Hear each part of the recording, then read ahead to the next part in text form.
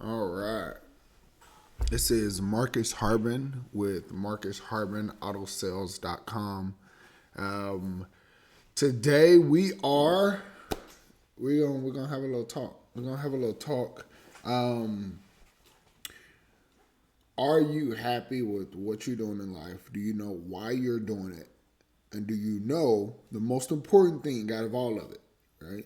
Is do you know who was the best ever to do whatever it is you're doing? When I say the best ever, let me put some context into it.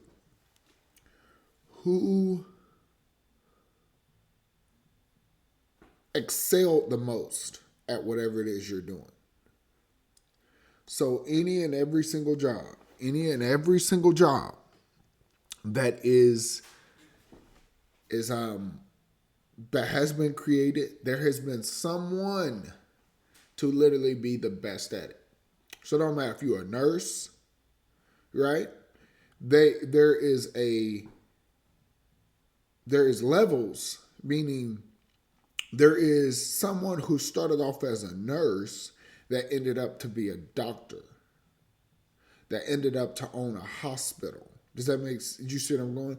There's someone, I'm in the auto business. Everyone knows that.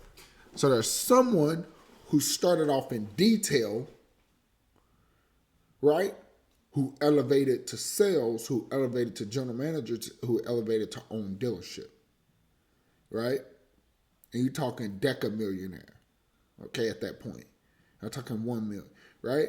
I know the stories. I know them for days. So in the auto business, I have this pulled up because in the auto business, for those of you who are in the auto business, okay, or in general, maybe, I hope you can take something from this and be able to apply it to your own life. That's my goal in making this video. And in general, in being able to make videos, I always wanted to, I always wanted to, um, I just want to be able to give information to give people the clarity I didn't have when I was younger. But I got it over time through people, right? So with the dealership, you have, dang, I lost my train of thought. Forgive me. Only a cup of coffee in, cup and a half. Where was I at? That's why I see it. That's why I need a, I need a chat, man. Now I see where it is. Chat. What was I saying, chat? I'm trying to act. What was I saying, Chat, help me out. Ain't got nobody help me out. All right, so dealerships were dealerships. Okay, that's what I was saying. So I started at Howard, right? I was a 20 car salesman, 25 car salesman, got up to 29 cars, multiple times. So I excelled in sales. So what I did, and maybe it kind of just happened, but I just pay attention to everything. So I listen to stories. A lot of people get in the auto business and they just try to be like everybody that they're around, right? They try to be like everybody that they're around. What I mean is the whole term of my whole goal when I got into business and when I seen like this was my route. Like I didn't have a lot of, I guess I had options, but generally speaking, I was looking and I said, God, give me something, right? And I will cold turkey everything else, okay? And I will be the best. I will take heed. I will devote myself to it. I will continue to keep my character, my spirit, and be able to help people. And that's what I will focus on, right? That's what I will focus on, right? I will make the best of it. And I'm just asking for something, an opportunity, right? So when I got mine, people get in the auto business and they try to become excuse my French, an a-hole, right? Or they try to become what they're around. Like they literally, so my general manager who got me in the business, and that's a story for another day, man, legendary.